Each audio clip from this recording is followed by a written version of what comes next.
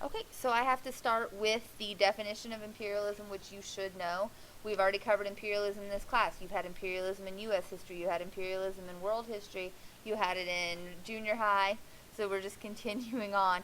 Is the control of people by another. It can be political, it can be economic, and it can be cultural. I would say today's imperialism is very much cultural and political. Like, you do as we say and abide by our kind of culture or political standards, and we'll help you here.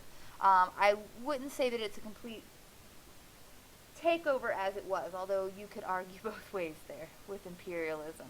And so old imperialism is what we talked about between the 16th and 18th centuries with the age of exploration. That's where Europeans really didn't acquire territories. They just set up like those little trade spots or trade forts along the way down the coast of Africa where they stopped and like refueled.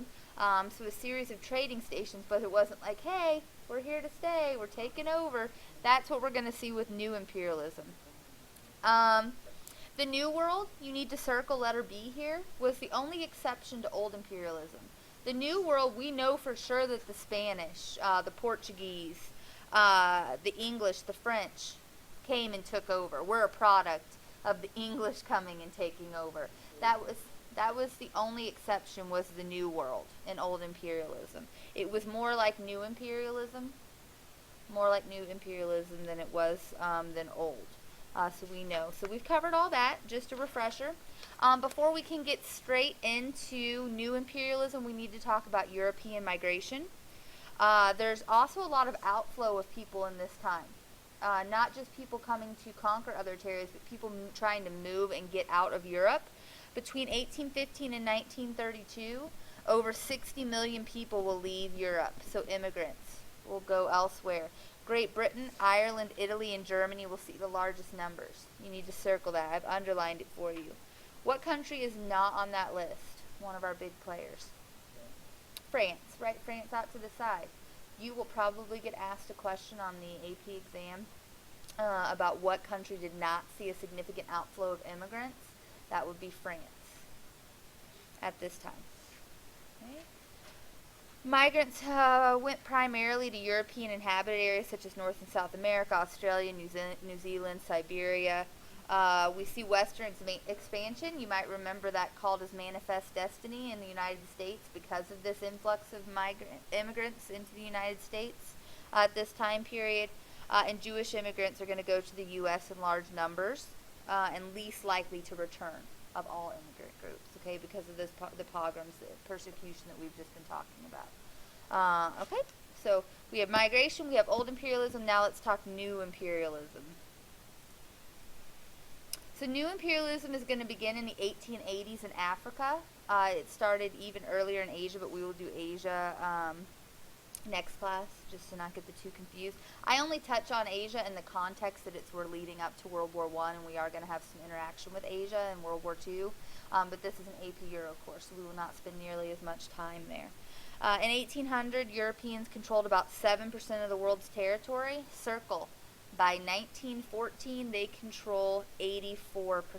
This is where I always get the theme song of Pinky and the Brain stuck in my head. What are we doing tonight, Pinky? The same thing we do every night. Try and take over the world.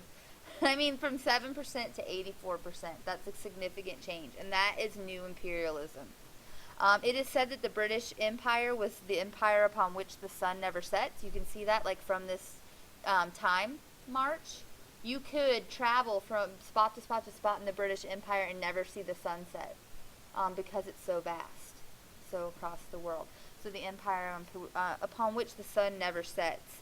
They controlled about 25% of the world's population by 1900 and 20% of the world's territory. So Britain is our up and coming. One could travel around the world by railroad and sea, only moving through the British Empire. Okay, you could link all the way across the world. That's how significant it was. Why so easy for Britain to do this? What did they have? What did they do? Yeah, they got guns. They got themselves industrialized. So, the countries that they are going into have not had industrialization, not nearly to the anyway to the impact that it's had in Britain, that it's had on the continent. So they come in with guns. I would probably win, even though I am not much of a fighter, if I had a machine gun and someone's throwing a rock at me. Somehow in that, I'm going to hit them. Although my husband would probably disagree with you, I could probably take them out before they got me with the rock, I think. Totally theoretical. In a theoretical situation. In practice, no. I fail every time. My husband puts me through all of those academy drills when he has them, and I never come out alive. Huh? He doesn't throw rocks. He puts me like in scenarios. He's a marshal, so they do like the siege scenarios and stuff, and I never make it out. That's okay. That's all right. I've never accidentally killed an innocent person either, but in the scenario. But I never hit anything, so really I don't know what average we're going for. I can run a lot faster than most people, so that's going for my advantage. So anyway, remember what are they using as the reason why they should be able to open fire on these people throwing rocks at them? Yeah, God, like social Darwinism. God, like yeah. I am better than you. Social Darwinism tells me so. Yes, ma'am.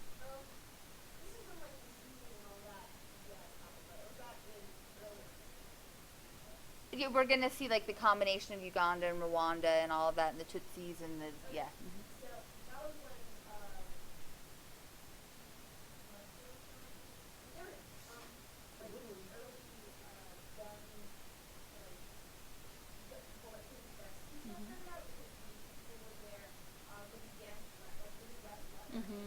Yeah, absorb the shock.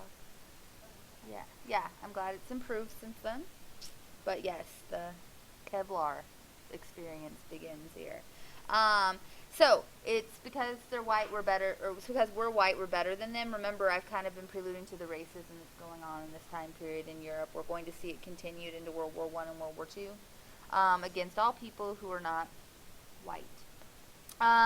Britain's control of Egypt in the 1880s is going to become the model for new imperialism. So circle that. I've made it bold on this slide.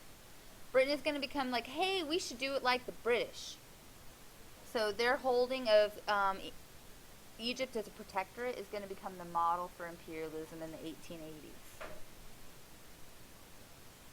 So does anyone remember the 3 G's that caused old imperialism? Gold. Yeah, gold, glory, and God. There we go. And we could throw guns in there with a little asterisk. Oh, have you seen, what's the new Mike Huckabee's new book? God, Guns, Grits, and Gravy or something? No, I haven't. I need. Oh my gosh. What? It's the largest concentration of trash I've ever seen. Nice. I will have to. It's So he kind of stole the Guns, Germs, and Steel and went with it. So really, we're not going to see those things change. We're just going to see them expanded. I would argue that the number one reason for new imperialism is money. I think that's kind of a cynical, you know me, Miss Romantic. It's a rather cynical view of the whole thing, but I think it's really money that drives it all. But we will see, I think it's almost greed, Jesus, and we're better, if you want to translate it to greed, Jesus, and we're just better. So search for new markets and raw materials is going to be number one right here. You can put a box around it, and I just put money signs. Money. Industrialism had cost money. It had increased productivity. It had made new markets. It had created a surplus of goods. England and the other European nations are producing so many things they can't even sell them all. Like, they've produced more than they can. So they're like, let's go take over places and make them buy our stuff. And then make sure that they don't buy the other nation's stuff. And so then that's what we will start to see, is that they start to expand for this. Raw materials that they're looking for to support industrialism in Europe are things such as ivory and rubber. Rubber in the Congo is going to be a big one. Oh my gosh, horrific. If we have time, I'm going to try to throw a movie in about the Congo and King Leopold and some of the horrors there. It's just, if not, I'll put it on Emoto for you. Just some really crazy stuff. Diamonds in South Africa, cocoa in Nigeria, tea in China and Sri Lanka, cotton from India, and spices from Indonesia. So these are the raw materials that they'll use to produce goods. Second one, here's our God issue, the missionary work. There was a strong current of religious revivalism in this time period. It was a reaction most likely to Darwinism, a reaction to Enlightenment still. It was anytime we see a challenge to something, you'll see an uprising. Okay, kind of like we had the Reformation and we had the Catholic Reformation. So we have what's called I can never say this, evangelicism, where people go out and they're missionaries. Like if you have met someone who's just found out something really cool, like the book that Matt just shared with us, and they just like have to tell everyone about it, whether it's good or bad. This is what this is. People that have newly found God are like, I have to go share it with everyone. It's my job. And so we see this push for missionary work in the mid-19th century occurring in Western Europe, particularly strong among the middle class who have the time and money to do so, and a new emphasis on spreading Christianity to Africa and Asia. Missionary activities, Circle B, are going to be far more successful in sub-Saharan Africa than in Asia. Probably not as successful in Asia because Buddhism has some pretty strong roots there already at this time period. I mean, but since about 600 AD, really. And in northern Africa, what empire has been there? What? Yeah, Islam. Okay, Islam has been the Ottoman Empire. Islam has been in northern Africa, and they have firm roots there. Okay, so we're going to see that missionary work is much more successful in southern Africa, below the Sahara Desert. Foothold at top of Africa is Muslim, so you need to know there's that divide. You can probably see this if you've met any exchange students here. Generally, if they are Christian, you will ask them where they're from, and they're from below Sahara, and if they're Muslim, then generally they're from the northern coast. But, I mean, that's not like a rule, it's just the percentages there. So we have a story going on with missionary work, 1851 to 1873. Oh, there was my thing. We have Dr. Livingston, Dr. David Livingston to be precise. He takes several journeys. There you go. Several journeys into southern and eastern parts of Africa. He was a Scottish medical missionary. Say that 10 times fast. He wanted to combine the saving of people's souls with the saving of their bodies. He wanted to bring medicine and the Word of God at the same time. He journeys. He gets a medal for actually going from the tip of South Africa to the equator. Not that he's the first guy to do it. He's the first white guy to do it and document it. Okay? He's like a pop star. He writes all of these letters back. So at this time period, he's like this figure that everyone's following. They publish his letters in newspapers. He's like on a faraway like safari, and everyone's interested in it. But in 1866 to 1869, 3 years, he's going to go missing, and everyone, especially in the white part of the world, gets very concerned about where he is. And they're going to send a journalist, H.M. Stanley, to get him. It is during this time, though, the last of Dr. Livingston's letters that we have, he's actually discovered the Zambezi River and Victoria Falls, and he names Victoria Falls for Queen Victoria. And they're supposedly, I have not seen either falls, but they are supposedly better than Niagara Falls. Beautiful. Like, I've seen pictures, but Is that like what it's like the old dude and yeah. No. Yeah, Victoria Falls. Yeah. No, the dude that like was stuck in Uh-huh. Yeah.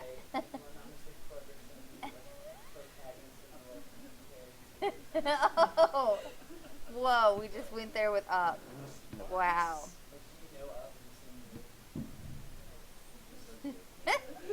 Woo!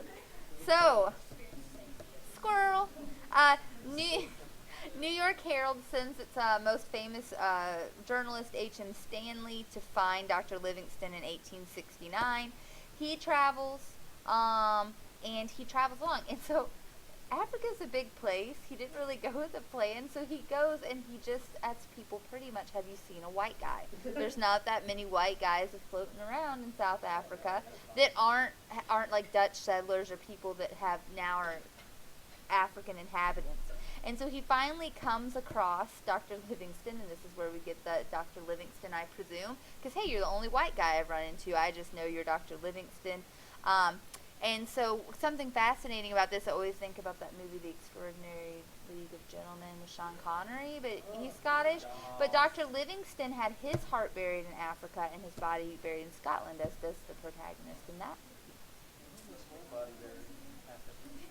Yeah, he had just gone off kind of the grid, like letters just weren't getting back. He was just exploring. Yeah, there was nothing. He was just like what? I wrote a lot of letters. I'm kind of tired of doing that. I got busy. I'm having fun in Africa. But the reporter, what's important about this whole story, it would just be this little side note and a cool little discovery thing, is H.M. Stanley's reports make people go, oh my gosh, look at all the stuff that's in Africa. And he sparks the interest of the King of Belgium. And he sparks his interest to come to the Congo. And this is where we're going to see some of the most horrific, not the most horrific, but some of the most horrific imperialism of this time period. And we'll come back to that.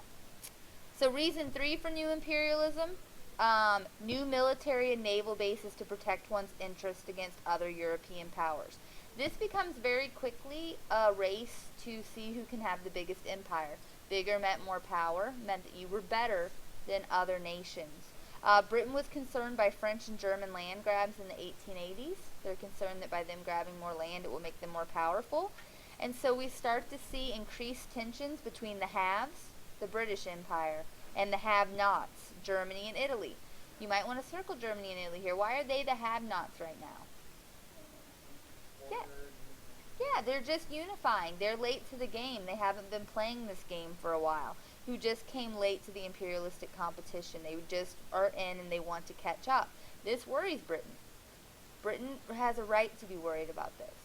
Okay, so this is going to cause some tensions leading up. If you did probably in world history, AP world history, in this group, we probably taught you the main causes of World War I: militarism, alliances, imperialism, nationalism. Imperialism is right here. So fourth, ideology. This is the brain. You could draw a little brain next to this. Nationalism is going to promote new imperialism. I am better than you. I am white. I am British. Jingoism. It is all of these isms. Nationalism. Survival of the fittest, promoted by Herbert Spencer. Many of you wrote about him in your FRQ. Rationalize the conquest of weak countries by stronger, more civilized one. Please note here that the stronger, more civilized is determined usually by the stronger nation. Like, they get to set the definition of what uncivilized is. This is where we get a poem entitled The White Man's Burden. How many of you read this poem? Yeah. So we're not going to read it again. Yes, you have. And I'm sure you saw the spin-off, The Brown Man's Burden, and then The Poor Man's Burden, and then, yeah, you've probably been through the whole gambit. Yeah. There's lots of parodies. Some would say, I don't know the way you were taught it, but that Rudyard Kipling was condemning imperialism. Others would say that he is celebrating it. It is on your interpretation of the poem. I tend to believe that he is celebrating it, just from my context with him. But that's my interpretation of his poetry, and you guys know that my vast love of poetry. So that's how I'm taking it. I think it was a racist and patronizing view that preached the superior Westerners have an obligation to bring their culture to uncivilized peoples. Like, it's our job.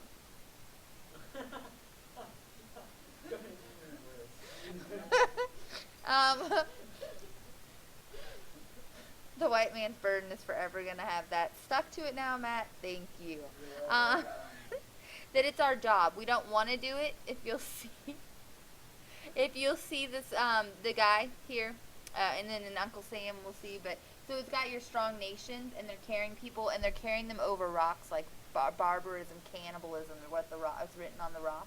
If you've never ever taken a look at this political cartoon, so we're saving them from themselves. We're carrying them, and then like the individuals look very non-human, like just like. So we're carrying them. It's our job. We don't want to do it. We have to. Yes.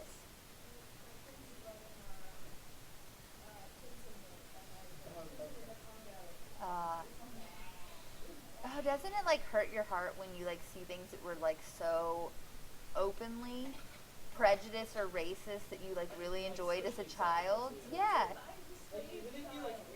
Yeah. Yeah. Yeah. Just like it's fine. Yeah, I know. It's just crazy. Like some of the cartoons, like Looney Tunes and stuff, I go back and watch. I was like, I'm so glad that wasn't raised in an environment where I understood what that meant or that was acceptable in any means. But anyway, um, the heavyweight I'm carrying. I'm doing it for you. That's pretty much what the poem says. Sought to protect and improve the lives of non-Europeans is what we're going to say we're going to do. We're saving them. We're saving them from the horror that their life is now. And this phrase was coined by Rudyard Kipling. He also wrote the Jungle Book, if you did not know that. I have not read the book, but I've seen the Disney movie. I always mean to read it. I always mean to read it because I'm always wondering if there's some kind of imperialist, like Animal Farm has a running theme. If there's some kind of like hidden agenda in there, but it's on my list and I haven't gotten there. At Kim?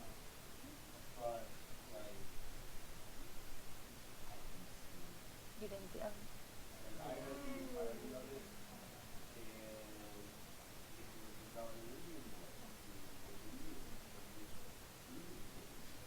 Oh. Mhm.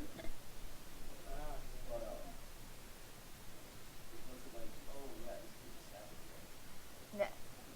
I've always wondered. I was just like, I wonder if there's this deeper level of context to it that I haven't, I don't think Disney picked up on it, but it's down on my watch list now. So Germany and Russia are especially going to use imperialistic drives to divert popular attention from the class struggle at home and create a false sense of security. And so we're going to see that starts coming along. We've seen some of Russia's interactions. Don't forget that they've stopped to reevaluate life for a minute right now. They're still going to have some struggles going into World War I, but we'll keep watching there. So, the scramble for Africa. I wish we had time for this, but with my world history kids, they all become a country, and I made a board game, and they go out to cut up Africa, and so there's little tokens, and they color, and they have to claim as much of Africa as possible, and it's fun. I know, but it takes 2 class periods, and we'll be fine. Maybe it's during that time after because we have the test that we'll just play and watch movies. I was thinking about that today. Just think about the week after Big Yeah. It's just gonna be we have so many cool movies piled up, and yes, and we will break out fun stuff like that, and you guys can just carve up Africa all you want. We'll let Matt be England. I think he should have to fight against Judson and we'll be France, or we'll switch because Judson's very Anglo. Yeah. Well, you'll be on a different team, Steven. There's only. Okay. Well, then in another group, because there's 4 game boards, so we'll have 4 different teams going on.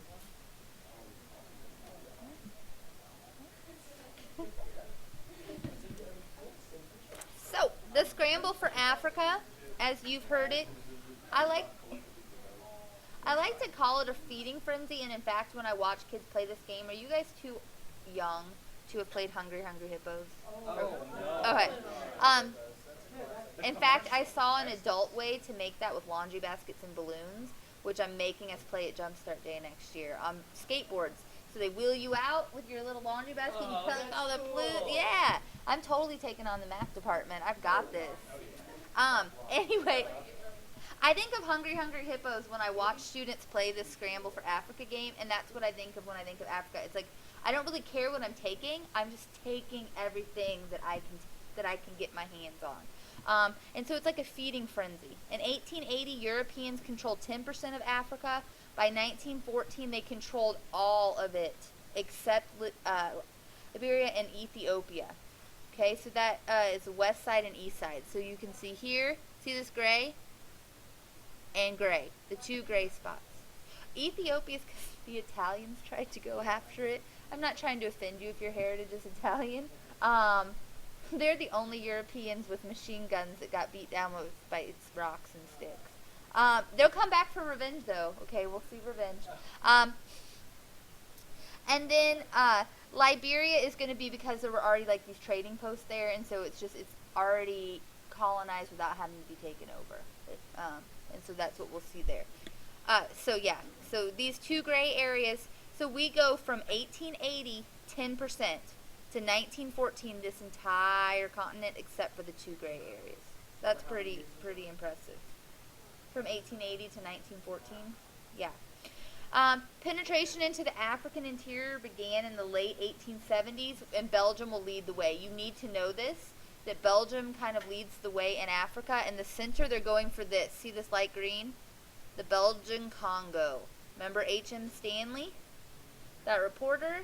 He comes back to the king of Belgium and says, hey, dude, you need to get down to the Congo? They have got all of this rubber and all of these resources. What craze has just hit Europe? Not cars yet. We're on the cusp of cars. Bicycling. And the king of Belgium goes, I think I have just found my fortune. And so we're going to see that Belgium started. I'll come back to that. Britain's conquest of Egypt is going to be our model. We've already talked about that. And then the Berlin Conference in 1884 to 1885 is going to establish the rules. I tell my students, okay, so when I make the board game rules, I'm very it's a rule, but now it's not a rule. But this is a rule now. It rules air quote, air quote, air quote, rules for carving up Africa. Mainly because the Africans have no say in the rules.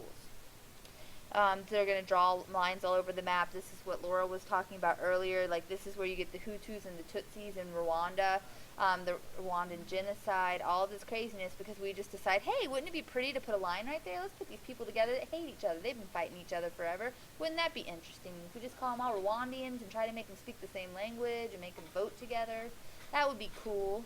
It's like taking a magnifying glass to an anthill. But anyway, the Congo became a colony of Belgium, right? Personal colony here. It doesn't become a colony of Belgium, the country, at first. It becomes a personal colony of King Leopold II because the British journalist H.M. Stanley established trading stations in the Congo. So he goes back to King Leopold. King Leopold sends him out to make these treaties. The people of the Congo don't really know what they're signing. Okay, they haven't seen things like this before.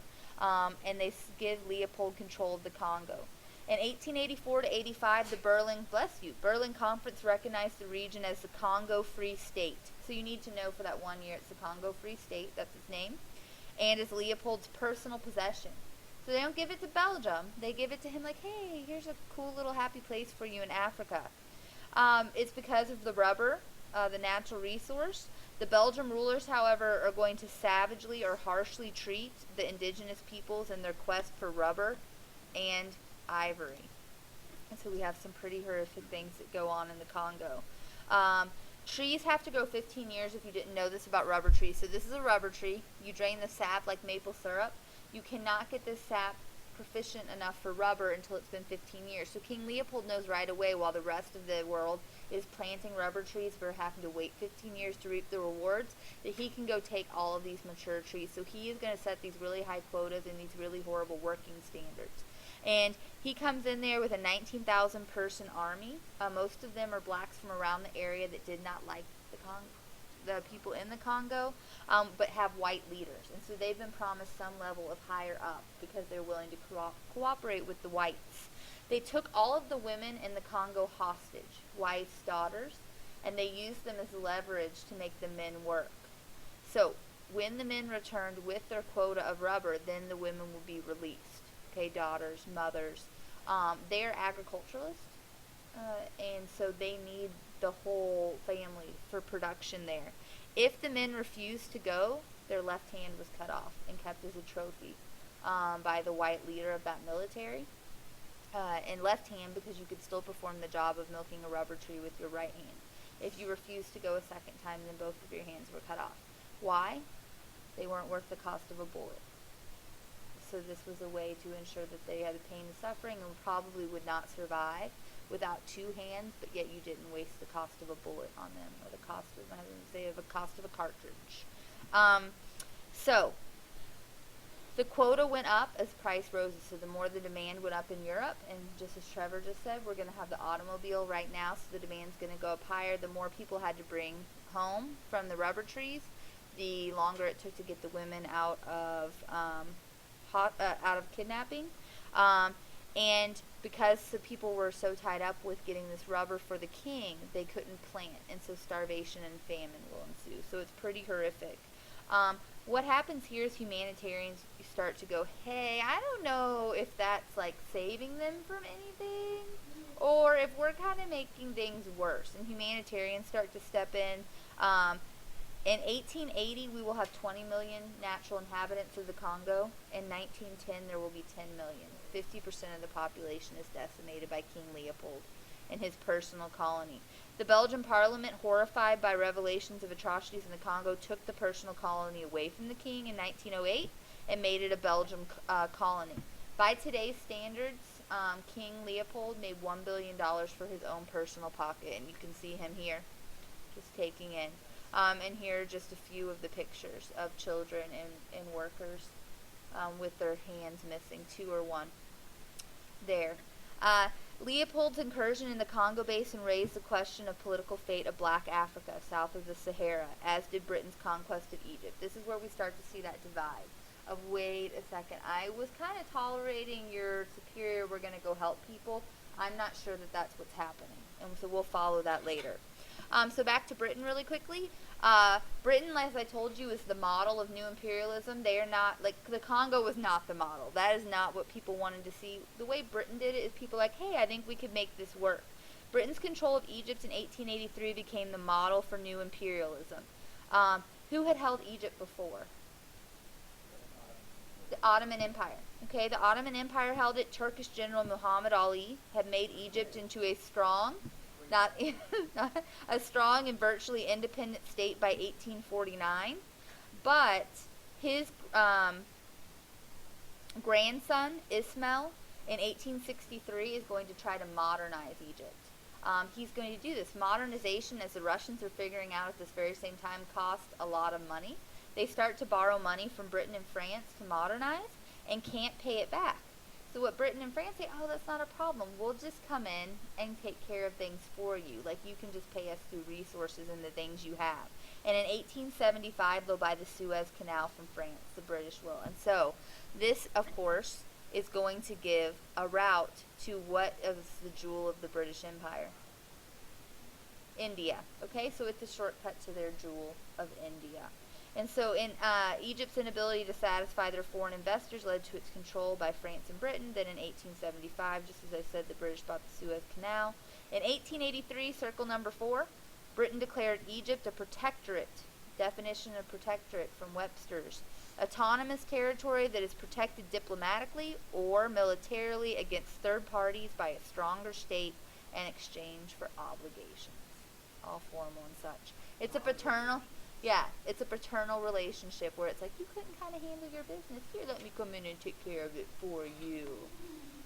And that's because they need it. They're like the child, right? They're not as good as us. Like, we should just, I don't know if you know how to write a check. I'll just write it for you. Like, that kind of thing. Protection of the Suez Canal was a key motive in British occupation because of the shortcut to India. And Britain claimed the protectorate would only be temporary. Does anyone know when this protectorate of Egypt stopped? My parents 1956. 1950. Did I put it up? Oh, dang it.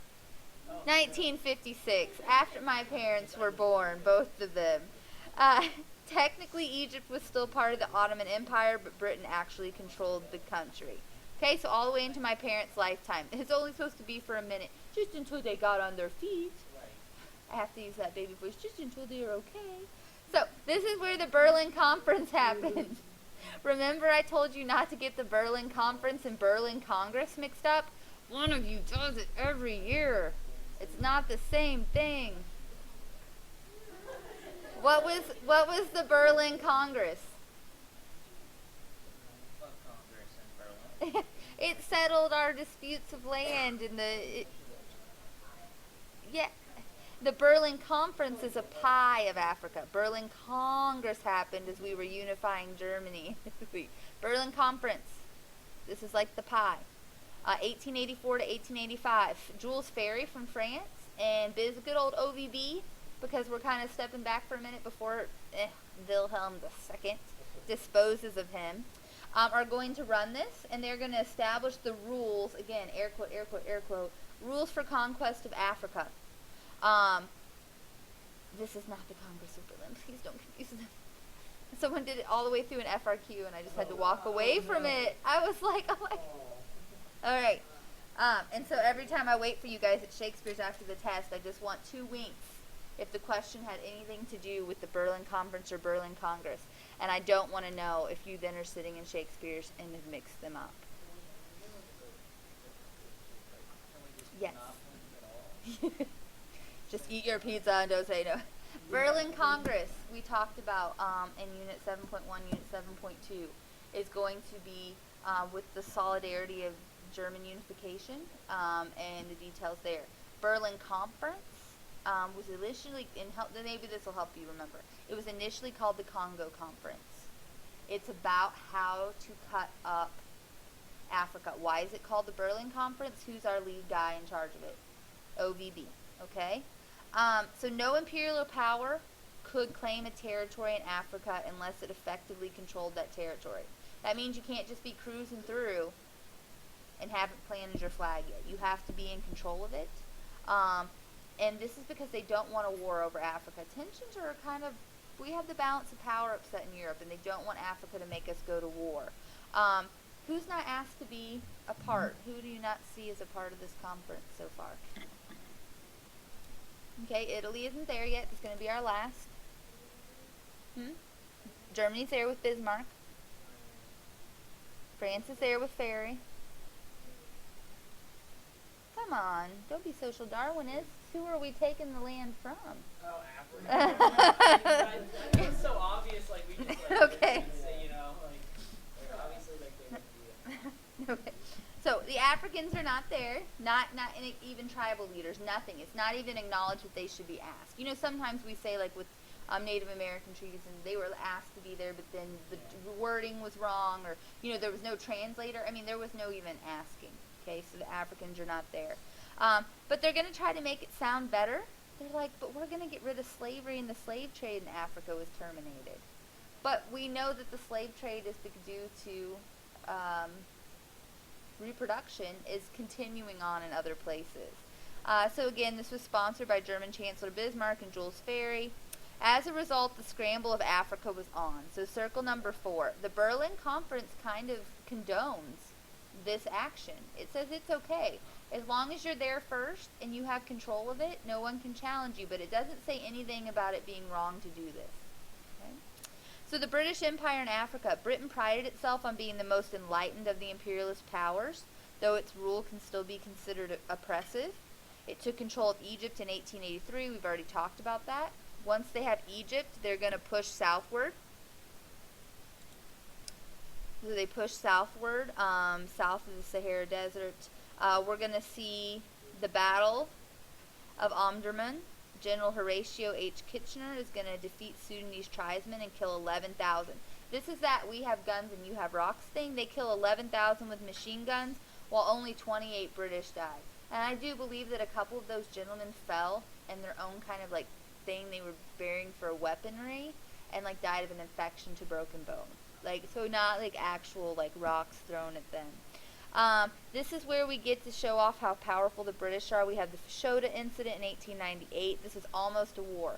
The French are coming in from the western coast, and the British are coming down this way from Egypt, south, and they run into, like they both go to plant their flag at the same time. Wait, I was here first. No, I was here first. And we almost have a war here. But France backed down partly because they get themselves tangled up at home with the Dreyfus affair. So Dreyfus may have been, you know, totally wrong and his granddaughter died while he was on Devil's Island, but he did stop a war right here in Africa by being charged with this. The French have to turn back.